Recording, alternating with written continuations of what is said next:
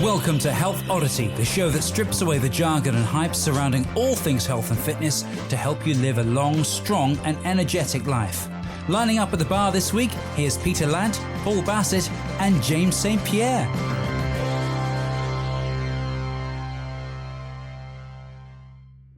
Hello and welcome to the Health Oddity podcast, episode 136. We are back today with all three hosts of the Health Oddity podcast for the first time in quite a few weeks on our own. We have had a run of guests of late, and since the last time we spoke together, we have had Ben Causa on, we've had Brett Jones on discussing iron cardio. We had Ollie Loom on discussing the film he made, the Summit Mentality. And just last week, we had Suzanne Keatley on as well from Fitology Hub. So before we get talking, let me just introduce you to our usual hosts. And like I say, it's the first time all three of us have been together on our own for probably about 5 or 6 weeks, I think. But Mr. Peter Lant, how are you doing, mate? Yeah, I'm doing very well. Like we were just saying before we started, I went to the Banff Film Festival, which like tours the world. Went there the other day, and it was great. So some good films on there. Some people who went on holiday to Baffin Island in Canada, and there's nothing there. Okay. It's like I can't remember. It's like the size of I think they said this. It's the size of they say California, but like there's 10,000 people live on it. It's Okay. And that was their romantic holiday for a month. It was great. Okay. That was only one of them, but yeah, it's really good. Great. So was this sort of on tour? Was this in Bath? Was it? Yeah, they go on tour around the world, and then there's like 2 nights of it, and you can book them both. But in the show, like 5 or 6 films, a couple of them are like 10 minutes long, and then they'll have a couple of hour-long ones. So it's a good night. It was great. And so, and like some of them are just kind of, one of them was a guy who lives in Chamonix Valley. So when that was all closed, his back garden is basically Chamonix. So he just went skiing and filmed it all on a drone. And that was the film for 10 minutes, just him skiing around Chamonix on his own, like with all the powder and everything, like all unused mountains and stuff like that. It was amazing. It was amazing. So yeah, lots of stuff. Wow. Like that. Great. Wow. Highly recommend it. There was a guy who I don't know if you ever met him before. I think when we did we hosted before, like Charlie Ratcliffe, is it? Or yes. No? Yeah. That was 2015 or something. I think that might have been the Dan John Art of Coaching that we did. He was also at the Strength Matters thing. Yeah, and he lived out in Chamonix, didn't he? And he was like an instructor, but he's also, I think he's sort of like sponsor. He was involved with North Face, the kind of the clothing company, wasn't he? And he used to kind of do mountain trekking and skiing and take groups up like Mont Blanc and all that kind of thing. Yeah. He might be a good guy to get on, actually. Anyway. Yeah, actually saying that. Yeah, let me make a note. Get in touch with him. He was a nice chap as well, yeah. He was, yeah, lovely guy. Yeah. I still see some of his stuff actually on social media. Yeah, so do I. Yeah, he's kind of mountaineering and off-piste skiing and all that sort of thing. Yeah, I've just written that name down. I'll ping you a message afterwards. Anyway, yeah, we are recording. So Mr. Paul, how are you doing? I feel like I just walked in on someone's kind of general conversation outside a shop or something. But we like to keep it nice and light and informal, don't we? Absolutely. Yeah. I fell over actually on Sunday. First time I've fallen over ages. Did you fall over, or have you had a fall? Is that what kind of? Yeah, no, I was out for a run. To be fair, probably shouldn't have gone for a run, but it's kind of a habit. Just a bit ill, dragging my feet. It was quite a dark kind of road. Heard some weird sound that just made you automatically look to the side, and then caught a pothole, went down, bam, like literally in like a millisecond. I didn't even notice I was just on the floor. I'm all right. It's been a while since I've done that. I obviously cut my hands up. But I can imagine what it's like if you're not used to getting up and down off the floor all the time. I hit my hip, I hit my wrist, I fell on my forearm. I rolled luckily, but it was just like I could have twisted my ankle. it kind of makes me think that if you're not used to kind of getting up and down or have strong enough bones or whatever, it's just quite easy to break your hip or something like that. And some people haven't been on the floor like voluntarily for years and years, have they? Even decades, So if you suddenly, it's a surprise and you find yourself on the floor, like you say, it's probably very disorientating and scary. Yeah, what do you do? Just catch a toe or something, or like you say, just caught a toe. I mean, I love barefoot shoes. They're great, and they do give you better proprioception. You can feel the floor, but it was just one of those things where I literally just started running. I'd only been running for about a minute, just coming out of a driveway down in a dark thing, and I heard something, bang, clips something. But because they have no cushioning in around your feet, my big toe just like, oh my God, like it's like really just like stubbing your toe without anything on. But yeah, no, it's just kind of, I think it was just, I was tired. I always do a Sunday run after the kids have gone to bed around about 8 p.m. And it's kind of a ritual. It doesn't matter how tired I am, I'll just try and go out. So I obviously probably should not have started running, or should have been. I was listening to a podcast. I was slightly distracted. So sounds like you just weren't concentrating, mate. I wasn't concentrating. It's my own fault. Blaming the pothole. It's funny though what you said about falling over, because I mean I go out walking a lot, and my walking boots, I've got a pair of like Vivo walking boots which are brilliant. But they're coming towards the end of their life now. Like they've lost the grip. They're literally in the middle of them. It's flat. There's no grip. Like literally no grip. And at the minute, it's really rainy. Everywhere's muddy. It's chucking it down as we speak now. Everywhere's muddy. It's dried out a bit, and then it's rained again, and then it's got that like liquid mud on the top with puddles and everything. So when you're trying to walk along a track, along the edges, but everything goes down into like a little valley on the track into a puddle, and you're trying to avoid that, which is where your feet go to. And the amount of times I've slipped but not fallen over, because of like what we're talking about, like strong ankles, strong knees, good proprioception, good balance, all those sorts of things. So whenever my foot slides, like a couple of months ago when it slid and I fell over and knocked my ribs, there was just no, I just went down.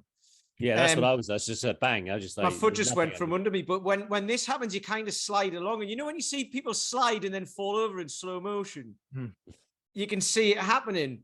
Whereas I always liken this to like a kettlebell swing or something like that. When you're teaching people that, and they stand up and they try and lift it, and then they don't like lock their knees out and everything. And I'm like, you push through the floor, and then the rest of your body goes like that into like it goes solid. So you're going nowhere. And that happens kind of automatically. As soon as my foot slides, my body just goes like that. It just goes rigid, and then like find your balance, and then put your other foot down, and then, and Sean keeps saying all the time, she's like, oh, good catch, well done. You didn't, So I think I'm probably tempting fate now, but I slide a lot, but I don't fall over that much, because like it kind of switches on you. You teach your central nervous system. I remember Tim Anderson saying this, your body, it fixes itself at the speed of your central nervous system. I'm taller, so it takes longer for the signal. I thought you were going to say, so it takes you longer to hit the floor. But not based on Sunday. Yeah. Thing is about a lot of the kind of big shoes, barefoot shoes, is you can either get the really flat ones, or you can get the ones with the lugs. Yeah. And the problem is when you got the lugs and you got big feet, all they do is pick up all the mud. So they like double the weight of the shoes, and there's no way of getting the mud off, because once it's on the lugs. So I've not found a good off-road shoe that doesn't just accumulate mud, that also has the flexibility that I don't want to take off as soon as I get home.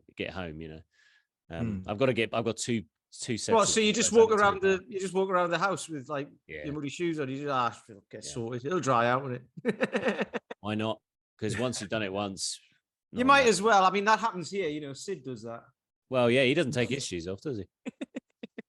He doesn't know. I was going to ask, Pete, you mentioned there like strong, ankles, knees and feet and proprioception and balance and things like that. I was just earlier today watching one of your videos came up on Instagram. And I know you always, you're regularly pistol squats are a regular part of your week. I don't know if it's 2-3 times a week you're doing pistol squats, whatever. 3 times a week for the last 2 years. 3 times. Yeah, but now I notice you're actually holding now they've switched, so you're now holding the kettlebell in a single side rack over the on the side of the leg that you're standing on, that you're pistol squatting on. Is that's obviously considerably harder, I would imagine, than holding it out in front by the horns with 2 hands, is it? Yeah, so Paul's got me doing that. He's got me doing so back in the day I was doing ladders on them, like 6, 5, 4, 3, 2, 1 or something. Then he got me doing 10 sets of 3, 4, 5 on the different days, going up the weights. And I think I got some silly weight on that. And then now he's got me doing 5 sets, but up to 10. So going 2, 3, 4, 3, 4, 5, 4, 5, 6. So then I'll get a 5 sets of 10 pistol squats. So I'm on a 24 at the minute, and then it'll go to 26 and 28 and what have you. So it's actually just, instead of doing fewer reps for more sets, I'm doing fewer sets for more reps. But then what he's got me doing is for a 6th and final set, take the bell, rack it on the same side and do 2. And then 3 and 4. And then do 1, 2, and 3, Monday, Wednesday, Friday. And then the following week it'll be like do 2, 3, 4. And then the following week it was 3, 4, 5. And once I get to 5, up the weight. So I'm at a 20 kilo. This week I'm on 20 kilos. I'll do 5 on Friday. And then I'll probably go to 22 kilos, I would imagine, and start at 1 again. But it is way harder. When I did it with a 16, he started me on a 16. I felt I went down into the pit, because when you've got the weight in front of you, you can counterbalance yourself and lean back, and so you sit down into the squat quite nicely. But when you've got it racked, you can't lean forwards with it, so you sit back. So I overcompensated and just rolled backwards and sat down. I saw the one that you did that I saw today. You were doing it. I think it was, you did it on the right side. I saw you doing it. And I know people have commented on your not recently, but ages ago, because sometimes when you come up, the leg in front kind of kicks back a bit. You know what I mean? As you come up. But on this one on the right, you literally did some reps, and you had the bell racked. And you went down and your leg was like properly out in front, and you literally sort of paused at the bottom and you came up and the leg just stayed like straight out in front, and you came right up, and it was just like, it was like a textbook kind of, but you had the bell here, and I just thought, Christ, I know that was the last one on my right. Yeah. And I lost tension at the bottom and sat right down into it. And I was like, I've got to stand up now.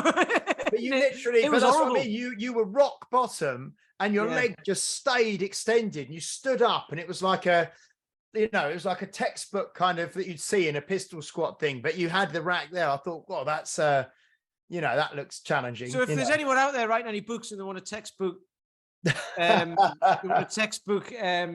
picture, just hit me up. Because I know, I mean, I've got the SFB in 8 weeks this Saturday. Yeah. So I'm back on like doing my, pistol practice and the 1 arm, 1 leg practice on my slant board and things like that. And the pistols are getting there, but still, I mean, that is just so. I'm not there yet with it. Just to put this into perspective for listeners, based on that, they're not in your program, right? No, I'm kind of doing them, as and, in between sessions and as and when, and if I've got a spare bit of an hour, I'm doing some practice and stuff like that. Yeah. Yeah. So to put it into perspective, for the last 2 years, I've been doing like 200 a week. Yeah. Like every week for 2 years, which is quite a few. Yeah. So at the minute, what am I on this week? 5 times 6, 7, and 8. So 5 times 6 is 30 each leg. So that's 60. So then 7's an extra, however many, 35. That's 60, 70, 80, right? So what's that? That's 130. That's 210 this week in 1 week. And I've been doing that every week for the last 2 years. So whatever that is, 210 times 50 times 2. That's, what's that? 20,000? Well, I did a post actually for my members the other day, and I kind of put into my group the just a video of me doing a pistol, where I'm at. I'm still squatting down to like a low platform now. And I'm on the slant board, and sort of I said, and this is probably something that we all experience with the people we train, and I'm sure people at home experience it as well. But I kind of said, don't kind of beat yourself up or be frustrated if you think the progress you're making is slow. Because, I'm trying to get these 2 exercises, just 1 rep, is all I've got to do. And I'm going to be doing that for the next 9 weeks. And I've already been doing it for a few weeks, so you might say 12 weeks training just to get 1 of these on each side really well. And I'm sure you do, but I get people who maybe they come to a kettlebell session and they do the first session or not the first session, but the first session they maybe try and do a kettlebell snatch and they're like, oh, I just can't get it. Oh, I just can't get it. I'm not getting it, and they're kind of frustrated with the fact that they don't pick something up on day 1, on session 1, and it's just having that longer term, that white belt mentality, that student mentality, that learning, because we've all been doing this for years, and like we said when we spoke to Brett the other week, you'll be doing something, and you'll probably still, Pete, you'll do it, like you said, you've just done like, I don't know, 50,000 pistol squats or something, but you'll do one day and you'll just suddenly think, oh, I've just felt something slightly different today, or I've just put a bit more pressure through my big toe, or I've just angled myself slightly differently, and it's changed the movement, and I feel better doing it, Totally. So it's bonkers. Like, where if you put your front leg straight out in front, it's harder. If you move it to the side slightly, you can move your hip on the other side slightly, and it gives you a little bit more leverage. If you hold the bell up here like you would in a goblet squat, it's way harder. Whereas if you hold it lower and go out in front, which is dubious whether that's legal or not, but it's still going up and down on one leg, so I don't really care. It's those sorts of things. It's just you just play around with it and try, and then and then you keep learning. Your body finds it and goes, do you know what? That's better than it was. That's better than it felt. So let's do that from now on. And you have to keep reminding yourself of that. So the snatch thing, my guys, they pick up snatches really quickly because they've usually done a stupid amount of swings and a stupid amount of cleans and a stupid amount of presses and marching in place or walking with a bell above their head. So they're used to every single part of where the snatch goes to, and they're not scared of the bell. So they pick it up very quickly. The biggest thing to get over for a lot of the clients I work with the snatch is, well, firstly, I used to have a studio that was mainly made of glass. So I was just like, let's not experiment. The other one is and they find it with cleans as well, is getting over the wrist. Yeah. And for some people, because they're just there to train and just lose weight or whatever, or just they don't want to be in pain while they're doing it. I mean, it's kind of like inherently uncomfortable doing a lot of the more advanced moves. When I've got kind of cauliflower ears on my forearms, the kettlebell bumps, just from doing so many jerks and snatches and things like that. But a lot of people, they get that little bit of bruising or the little bit of tenderness there, and there's like a visceral reaction to like, oh, I can't do this, I'm not doing this. I know what you mean. It's some people don't want to, and it's fine. It's not everyone's going to be the same, but some people don't want to invest the time to learn a skill, to do something properly, to train, when they could do a more simple movement and still get positive adaptations, but they don't have to go through that whole learning process of learning a skill. And that's fully sort of understandable, but I've been thinking a lot about this recently, and I put a post up on Facebook the other week. Actually, I was talking to my guys in the mindset group about this, about how, and I just it was a facetious post, but I put up, I've asked Google, I've asked Google what lavender smells like, and it's told me, but I still don't get it. Can anyone help? Right. So I only had like 2 people comment. Smells like Marillion. Yeah. I did see that post. And somebody commented describing what lavender smells like. And I was like, well, that's lovely, thank you, but I still don't get it. And this person, this is someone I used to go to school with, actually, a lass who I used to go to school with, and she said, have you not smelled lavender before? Really? Like, can you not just go and buy a candle? And I was like, exactly. Just go and smell it. Rather than asking Google what it smells like, go and smell it, right? And then Chris Denning, friend of the show, commented as well, and he said, can't believe you've not smelled lavender. He goes, it's pointless even trying to describe it. He goes, because it's different for everybody, and there's so much going on and all that. And I can't remember exactly what he said. And I was like, exactly. You can't explain it to somebody. You just, if you get them to go and smell it, and they'll be like, all right, I get what it is now. So the point behind that is there are, people will say like, oh, I want to get stronger, I want to get fitter, whatever. Then you'll put a big chunk of metal on them and they'll go, oh, it's a bit uncomfortable. I don't want to do that. And it's like, right, that's fine. You don't want to do that. So go, like, do the other things that you do want to do, like, circuit train, whatever, and you'll get to a certain level of strength and flexibility and mobility and blah, blah, and all that. But in my experience, and I don't know about you guys, I don't want to speak for you guys, but you see this a lot, is people do that for a certain amount of time. And then they actually get to a point and they're like, do you know what? I feel like I'm not progressing anymore. Like, where does this now go? I've been doing this for a long time and I just now get sweaty and it's got easier. How do I progress it?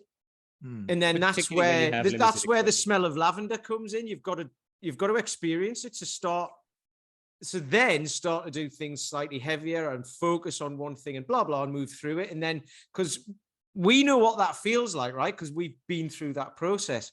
But trying to explain that to somebody who doesn't know what it feels like is really difficult.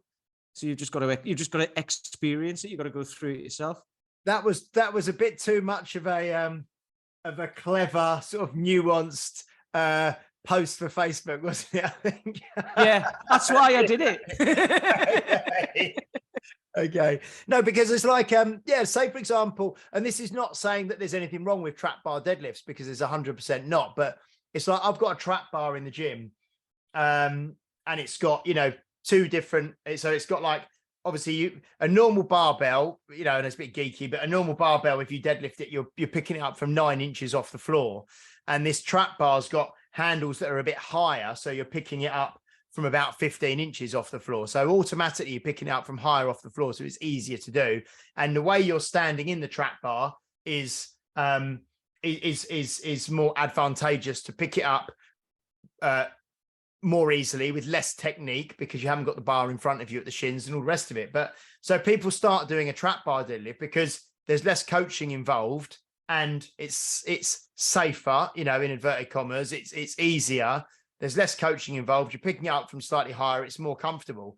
But eventually some people might feel like, actually, I'd like to learn how to barbell deadlift. And then, there's a whole new kind of learning curve, isn't there? And okay, well, now it's a lot more complicated and we're going to probably bring the weight down to 50% of what you were doing on the trap bar. And now we're going to learn this. And that's kind of, I suppose, that kind of path to mastery, or that path to learning, whereby, I suppose it's the same as going from like doing machine-based exercises to free weights, or going from, free weights to kettlebells, or going from kettlebells to body weight. There's always stuff to learn. And I think that like kind of almost what you're saying, I think, Pete, is that the people that I have that really do well in the long term, they kind of cross over from that point of,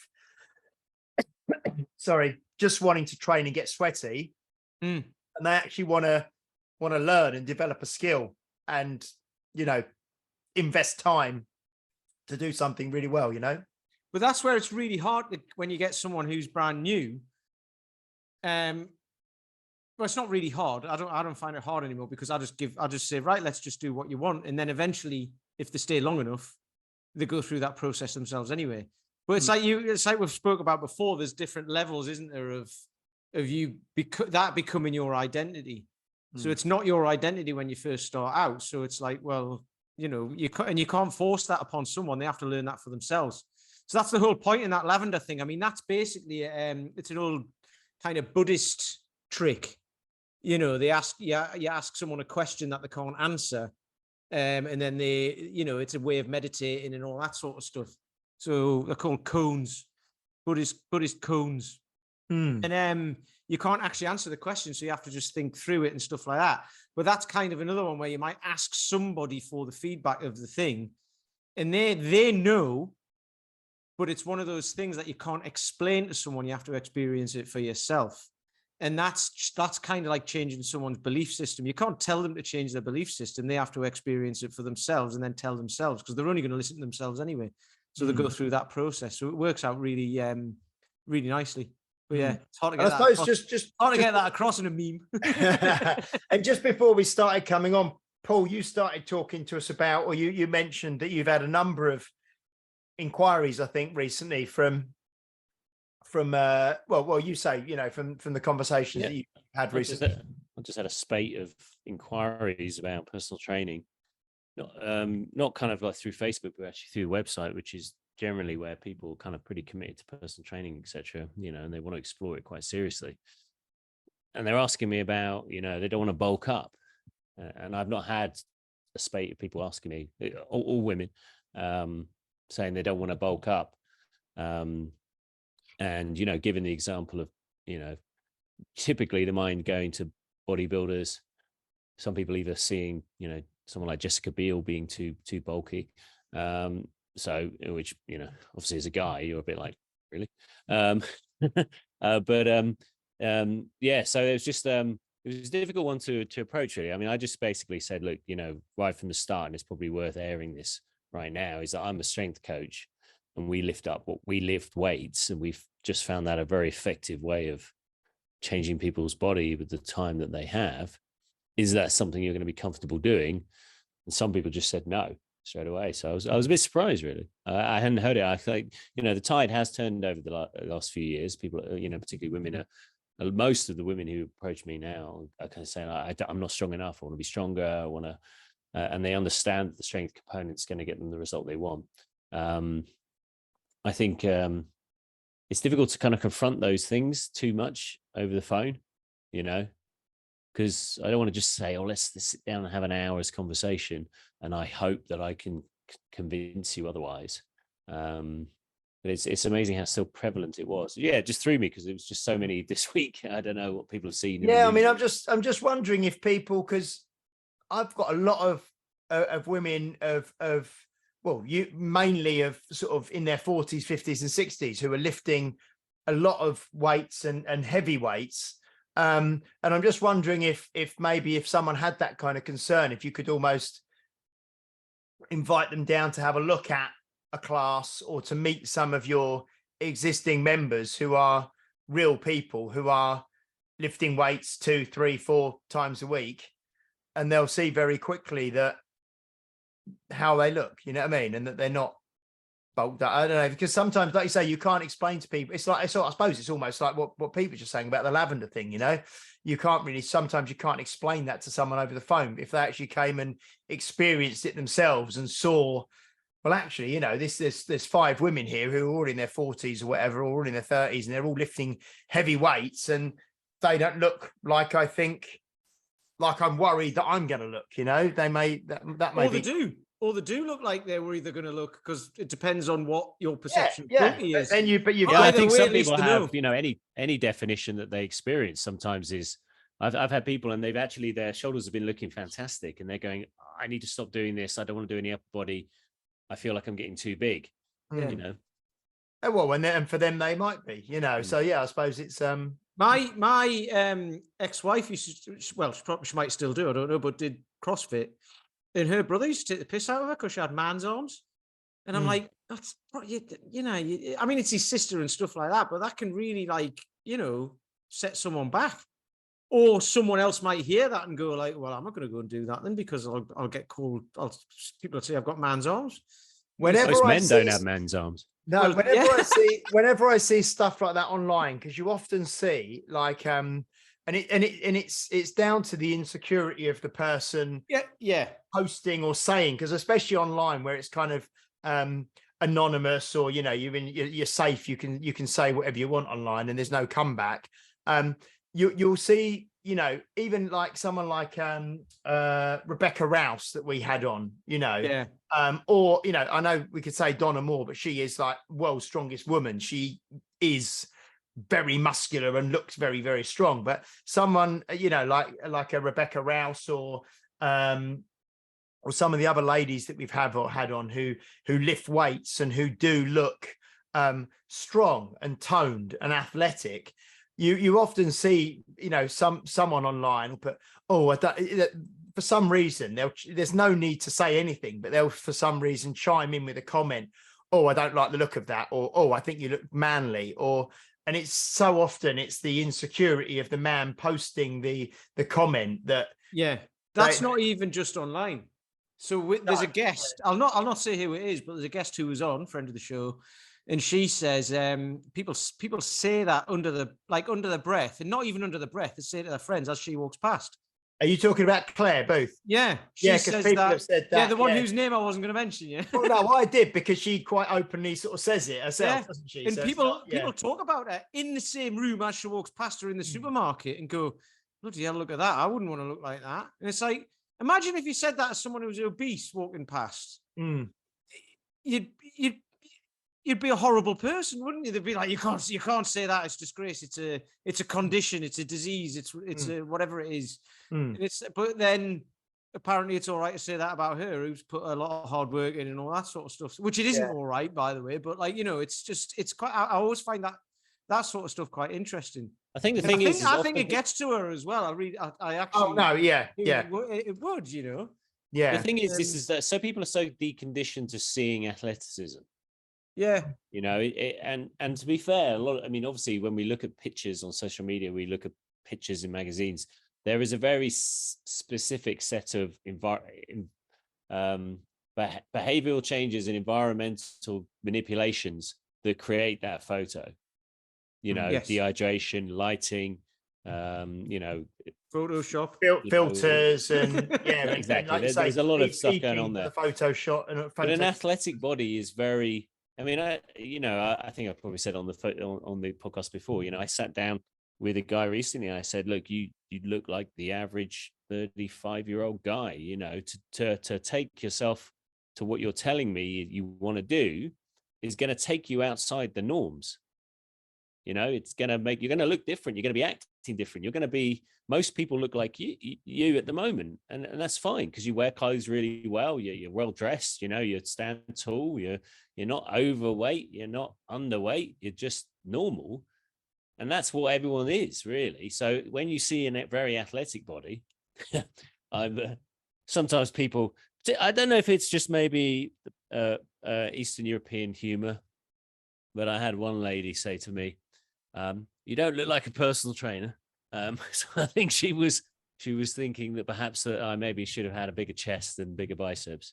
When I had my Ruben, my eldest son, 7 years old, I think he was 6 at the time. When Denis Vasiliev and Paul McElroy did their little competition together, a 10-minute clean and press, he went up to me and said, "Why do you not have the same bumps on your arms?" So nothing like a 7-year-old just to bring you back down to earth.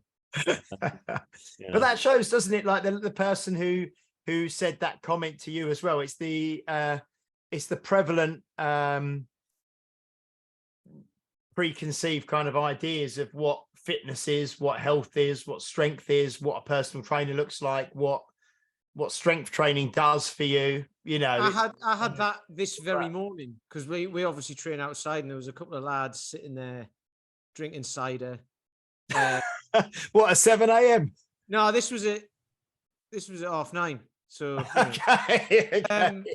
but no, I don't know who they were, and it's usually like people in their 40s or 50s who are maybe some homeless guys or something like that. But these were young lads, probably in their 20s, and they were all over the dog, and one of them was like, "Oh, I love dogs. So they were all over the dog because I had him with me, and then. There was like, what weight's that? And I was like, that's a 24. Okay, well, he goes, can I have a go? And I was like, yeah. So he picked it up and went, what do you want me to do with it? And I was like, I don't know. What do you want to do? I don't know. You asked me to have a go. And it's like, and then he was like, and he started asking just loads of questions. And then he goes, deadlifts. Do you do deadlifts? Deadlifts are good, aren't they? They're good for your posture. How much can you deadlift? And I was like, I don't know. I haven't deadlifted for years. And then he was like, all right. And then he went, yeah, but it's good for your physique, isn't it? And all that. And I was like, well, yeah. Like as in all exercises are, and then he was like, are you ripped under there, are you? And I'm like, No, but I'm strong. So like, that's what but it's like, I don't know. It was just weird. It was Well, it's very all funny. changed. I mean, we were watching Robin Hood, Prince of Thieves last night. You were thinking my Men wife in has Tights certain there, weren't films. Yeah, I you? thought you were going to say we were watching Robin Hood Men in Tights. Yeah, And the that Mel is a Brooks. good film. But there's certain films my wife goes to when she wants to decompress, which is Willow, Game of Thrones, Robin Hood. There's another one. I can't remember. Harry Potter. But anyway, so there's obviously that nude scene, when he's in the waterfall. Mm. Where, Oh yeah, I forgot about that. Yeah. Oh, Kevin Costner. Yeah, Kevin Costner. Unfortunately, not Guinevere. Is it Guinevere? No, that's that King Arthur, isn't it? Maid Marian. That's the one. Marion, yeah. That was a good TV show back for kids, wasn't it? Back in the 90s. It was. What, Tony Robinson? Yeah. Yeah. And Elmo from Brushstrokes. I can't remember Yeah. his name. And Cat from Red Dwarf. Yeah. Anyway, side note. But anyway, yeah, nowadays, it's funny actually because the entertainment's changed a bit, hasn't it? Because when you look at Robin Hood, it was kind of gauged, it was kind of designed for everyone. It was like from kids all the way, because I remember having the toys when I was a kid. I was 11 when it came out. And I had like some Robin Hood figures or whatever. And then, right up to adults, because there's a romance story, there was adventure and all that. And it was kind of like, it was broad, but entertaining, Whereas now it's kind of like, it's either very much for kids or teens, or it's very much for adults. So the latest kind of Robin Hoods are very much adult based. They're very violent. They're very dark. They're more historically accurate, in inverted commas. But you would have him ripped now, wouldn't you? I mean, he would have been with a personal trainer for probably like 3-4 months. He would have had a nutritionist. He wouldn't have just looked like a guy. He's just kind of an average guy. Well, Up. Wolverine's a great example of that, because Hugh Jackman, if you look at him when he first played Wolverine, he actually looks like me. I'm about that physique, right? I was compared to Brad Pitt once as well. Yeah, I'm I'm pretty much that physique. But now, not now, but he's coming back as him, isn't he? But anyway, in the last, not the Logan film, which is arguably the best one with Wolverine in it, I reckon. Yeah. But anyway, apart from the one before that, whichever one, he was really ripped. And that's like, that's what people like. I talk about that about Scott Bakula in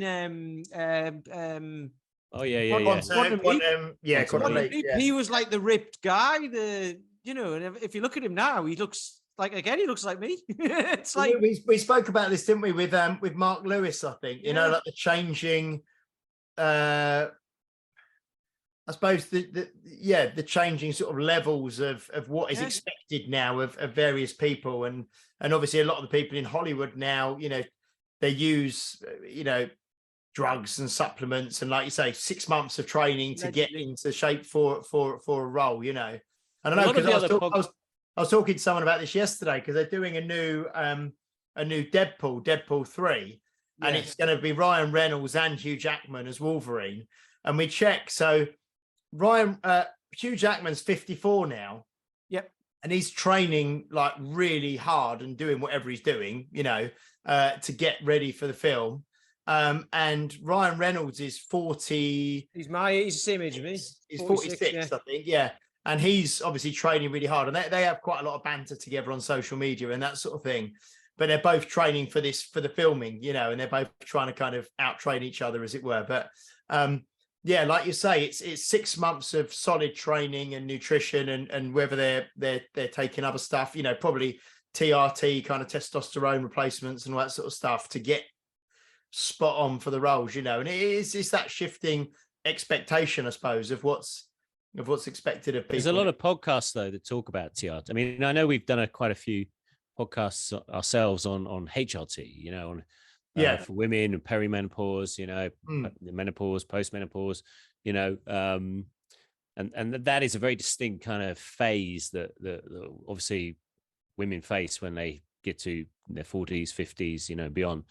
Men don't really have that, but certainly what I've noticed from certainly the podcast sphere is that there are a lot of particularly American podcasters, American fitness guys who are just on TRT. I don't know if it's just easy to get over there. It's They're cheaper just in the like, States. I don't know if they've got a specific, because they do a lot of testing, don't they? I mean, whenever I'm listening to any of these podcasters, they're always doing blood tests. They're always doing some tests, and they've always got some kind of deal with somewhere, and you can go through all your bloods, and no doubt when you look for something, you find something, don't you? You know, if you look hard enough, you'll find something, and typically they'll find some imbalance in the hormone profile, and it will, obviously these people are generally pretty fit anyway, so they've got a lot of the bases covered already. They're probably eating pretty good, they're exercising regularly, they're pretty attentive to a lot of those things, probably sleep all right. Maybe if they're successful, maybe they've got the stress down, but then they're obviously taking TRT as well. But this is where it becomes that in my head, that's where this becomes a really dangerous area, because people look at that and go, right, well, you're doing all of that work, but you're then still taking testosterone replacement, and they might just naturally have low testosterone, who knows? So using, like you say, we've talked about menopause and stuff, but we haven't really talked about testosterone and well, any other like hormonal type stuff for do we know our testosterone levels? Do any of you two have a measurement? No, I don't know, because like you, yeah, go on, sorry, Pete, carry on. No, but where I'm going with it, things that inhibit testosterone. I mean, I've got a massive beard, so I'm just thinking I must have loads. We haven't seen the amount of hair on my chest, eh? And that's the problem. I haven't got any hair anywhere else on my body, though, so I'm overcompensating. Right. No, but where was it? What was I saying? Yeah, so basically, like lack of sleep, being overweight, not exercise, all the things that we talk about on here and that everyone pretty much knows are things that lower testosterone levels, right? Stress, like increased stress, all of that stuff. Beer, yeah, drinking, all of the stuff that everyone is kind of like this, our modern society, this state it puts you in, right? And we see that day after day after day. And then you hear, well, if you take this supplement, that supplement, and all that, it'll sort that out. Go on testosterone replacement. It's like, well, that's true. However, if you've got lower levels, so, I mean, it's been, what are we on now? We're like, a 70-year-old now will have, no, a 70-year-old, 40 years ago would have the testosterone of like a 25, 30-year-old now or something. It's like, I've heard that chucked around, but anyway, they've dropped considerably in the last 40 years, hasn't it? Testosterone levels. And that's a big deal. But the way to sort it out, or the way to say, right, if you are low, what do you do about it? Do you need to take a replacement or a supplement? It's like, well, you can do, but what you could do is look at your lifestyle and then change that and see if that and like do that for a year or so. Drink less, sleep better, have less stress, do some exercise, lose some weight, and all that, and then that requires a change in character, though, doesn't it? Sorry, that requires a change in character. No, but this is the thing, though. This is what I'm talking about, and this is why sometimes it's quite dangerous not necessarily what podcasters or whoever it is you're talking about, like put the information they put out there, because I'm sure it's fine and it is correct and everything, but you're not starting from the same level. You're starting from a sedentary level, say, and there's the things you can do first before you even try any intervention. The intervention is a lifestyle change, isn't it? I think that's what most, like with anything to do with medications or supplementation or anything, and I think that's the responsible people will do that. If you had yourself tested and it was low, you would then, and this is what I suppose we would like to think would and should happen if you went to a doctor, would be that the first thing that you'd have is you'd thoroughly address lifestyle, and then you'd look at all the natural things that you could do to sort out the problem before taking, an exogenous injection or tablets or medications or whatever. So ideally that would be the case, that you would do everything you could within your power naturally and with lifestyle. And if it was still an issue, then you could maybe take another route, Yeah. I think a big thing on top of lifestyle is the fact, I think we're quite social beings, as much as most men are pretty quite introverted in terms of like, just get on with stuff, do it on my own.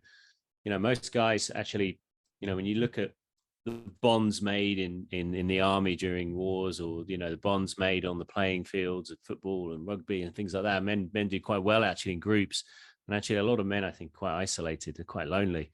I think what did I hear recently? Someone said, well, one of the biggest fallacy in the Bible was that there was a man in his 30s who had 12 friends,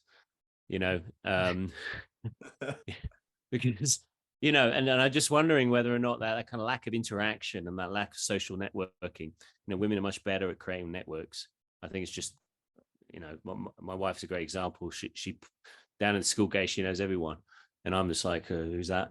Oh, that's parent. And I wonder whether or not there is not only the chemical in the environment, but there's the lifestyle changes in terms of like the things you put inside your body, the things you can do in terms of activity, but there's also the kind of emotional aspect, which must have some kind of hormone response, because we have hormone response when we're loved, we have hormone response when we hate something, we have hormone response when we're angry, those emotional responses create hormone responses, whether it's cortisol, oxytocin, all of those things. Wonder whether or not, things like testosterone and stuff like that is affected by our social networks as much as anything. And as we become more atomized as society, and as men have kind of become, I don't know, just kind of decoupled from certain things, it's difficult nowadays. I mean, we hang out once a week, but, particularly in London, one of the biggest challenges I found when I moved down there is just didn't know anyone. So it's like, how do you create those groups and that social network amongst men as much as anything? I think it's not necessarily. Yeah, it's not. I don't know if it's like a male female type thing. I think it's possibly. You obviously have introverts and extroverts. Across society, don't you? Do you know what I mean? And some people are more. Well, I think it's less about male female. I think the thing is testosterone is exclusively male. Well, to a degree, is the main male hormone, isn't it? So I'm just wondering whether or not, when you look at kind of circumstances, environmental effects, it'd be interesting to know what the environment has on testosterone levels, and whether or not things like loneliness, things like social networks can directly affect hormone response. I'm sure it's exactly the same with women. It's just that women typically have a better route to address that because it's talked about. We've had 2 or 3 podcasts on menopause, but nothing on. I think that's the thing. I think it's not to say we don't talk about other things, but it's just like I don't talk about it. So it's like, I think probably like menopause is only really. This is what I hear from women that I talk to anyway, that it's only it wasn't really talked about much, was it? And it's only really recently to be in the last, say, 5 years or 10 years, 10 years, 5 years. I know that my mum's in her 70s, and when she would have gone through it 30 odd years ago, it was very, very different than people now, and I think possibly the same thing will happen with, like the stuff we're talking about, the testosterone replacement therapy and the things that affect testosterone now for men, and the fact that as you get older, testosterone does reduce. That's being talked about in, some of the more like the scientific kind of podcasts that we listen to, the Huberman Lab and all those sort of things, and different, but that's very much on the fringe at the moment. And but maybe in 10 years time, for example, that'll be more prevalent, and you'll get programs that's because of how much it matters as well, though. It really and you'll get programs on the BBC about it, and on Channel 4 and mainstream media and things like that. So it's probably just about 5 to 10 years behind, Probably, but I mean, I suppose in a way, there's no, like, for a woman when goes through the menopause, it takes you from being able to have kids to not being able to have kids, and like up and down testosterone probably doesn't make a big difference. It makes, look, we can argue either way. It's not going to stop. It doesn't have the same effect when you dip. There's not a definite line. There's not a definite. It's not like suddenly I can have kids, then I can't. It makes your desire to try to have kids less. If you get my drift. But there's also like apparently, but it also does affect like motivation, positivity, drive, willingness to take action, just energy, all that kind of stuff, it does affect. But like you say, it's not so much like one day you've got it and the next day you haven't. It's a sliding scale, so but does it need to be a chemical intervention, or is it something that actually, because we think medically as a society, we're just thinking, oh, we'll just fix it with that, whereas actually it could be some deeper thing, is the fact that as we start to atomize society, as people become, it just affects men in that particular way, that testosterone tanks. I mean, how many guys have commit suicide each day, or things like that throughout the world? It's like things affect people differently, but our typical route to success with stuff like, let's medicalize it, let's do this, and it makes sense. It makes sense because it's testable, it's scientific. You can kind of measure the responses of stuff, and doing something bigger like creating social networks, creating meaningful relationships is not, it's not something you can advertise and put a government leaflet out on. But I'm just wondering whether or not that is something. It's also to think a natural part of life. You know what I mean? So it's always been that this has been a natural. From we are all going to die, and we are all going to move in a certain direction. But I think what's happening now, obviously, is that because of, like you say, environmental factors, lifestyle factors, things are happening far earlier in life now than they used to happen.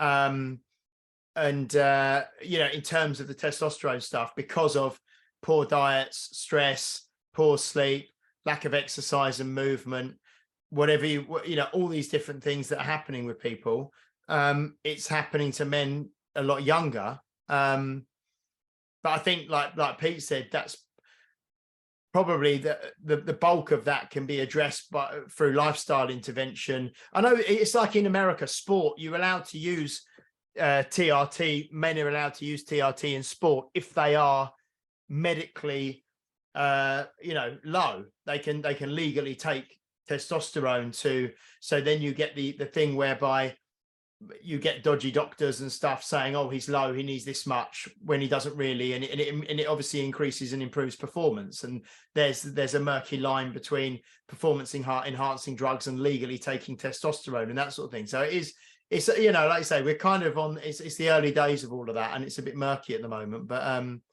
we'll just have to see. That's interesting. Wasn't expecting to go down this route today. When we were talking about before we started recording, and we were talking about what we were going to talk about. We've got another podcast in that, because we haven't even talked about any of that. Yeah, we haven't talked about any of that, but we will start to wrap up now, because we've been on for about an hour. But, what were we going to talk about? I can't remember. We're still on the introduction, I think. We'll tell you next time.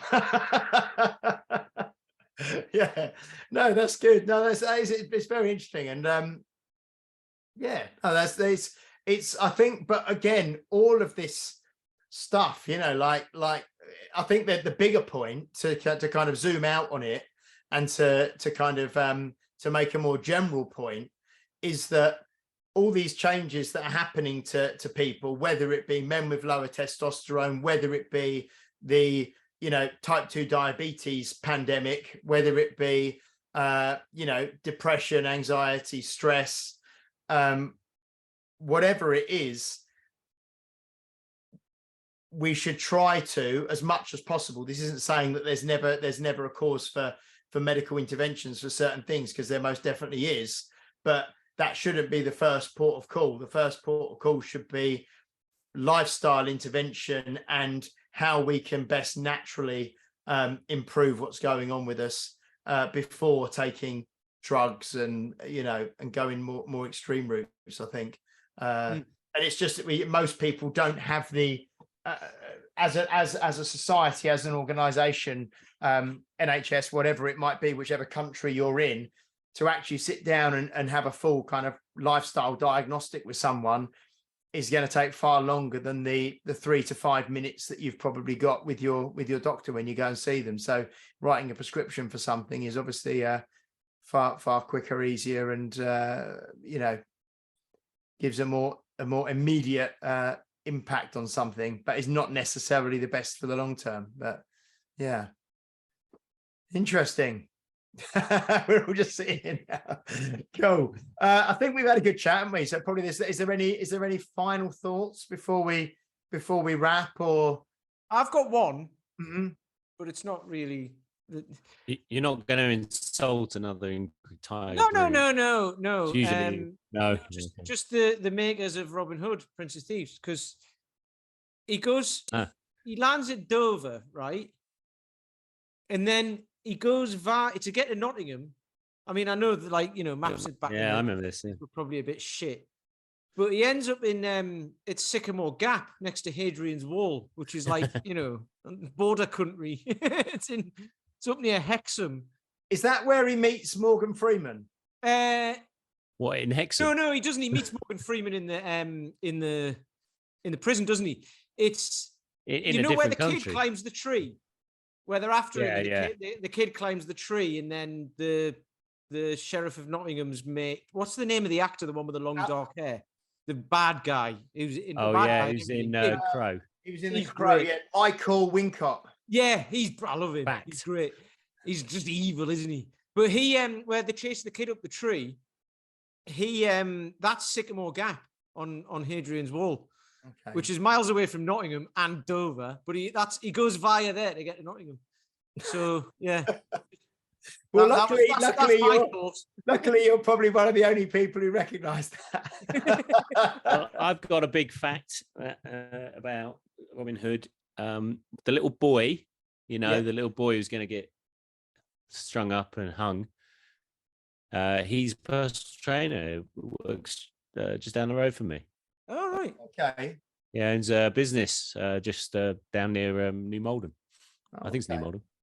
Well, Yeah, he's personal trainer. Yeah. Nice. What happened to his acting career?